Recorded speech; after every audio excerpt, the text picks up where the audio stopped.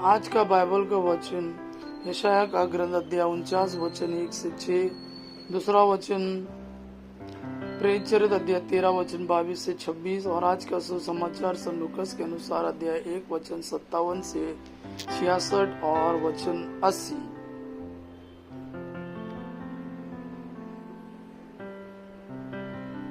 यशाया का ग्रंथ अध्याय 49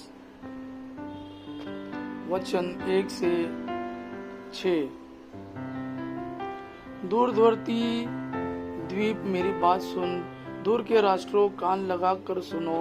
प्रभु ने मुझे जन्म से पहले ही बुलाया, मैं माता के गर्भ में ही था जब उसने मेरा नाम लिया।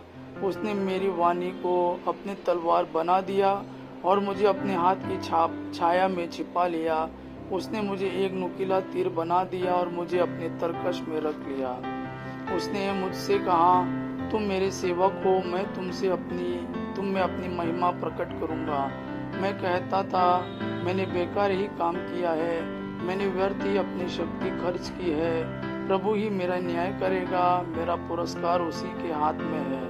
परंतु जिसने मुझे माता के गर्भ से ही अपना सेवक बना लिया है, जिससे मैं याकूब को उसके पास ले चलूं और उसके लिए इजराइल को इकट्ठा कर लूं, वही प्रभु बोला।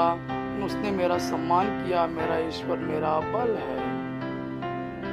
उसने कहा, याकूब के वंशों का उद्धार करने तथा इजराइल के बचे हुए लोगों को वापस ले आने के लिए ही तुम मेरे सेवक नहीं बने। मैं तुम्हें राष्ट्रों की ज्योति बना दूंगा, जिससे मेरा मुक्ति विधान पृथ्वी के सीमांतों तक फैल जाए। दूसरा वचन प्रेरित अध्याय 13 वचन 22 से 26।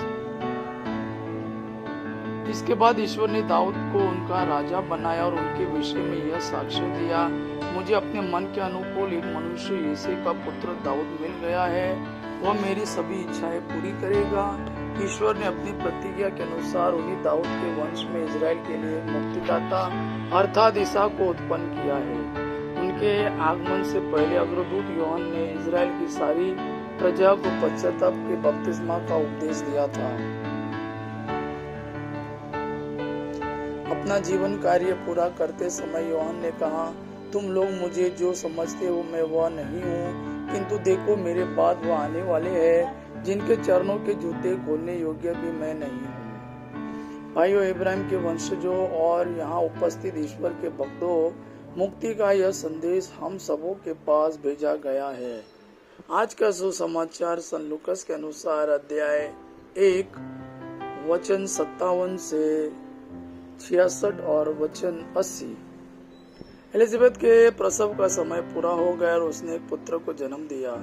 उसके पड़ोसियों और संबंधियों ने सुना कि प्रभु ने उस पर इतनी बड़ी दया की है और उन्होंने उसके साथ आनंद मनाया।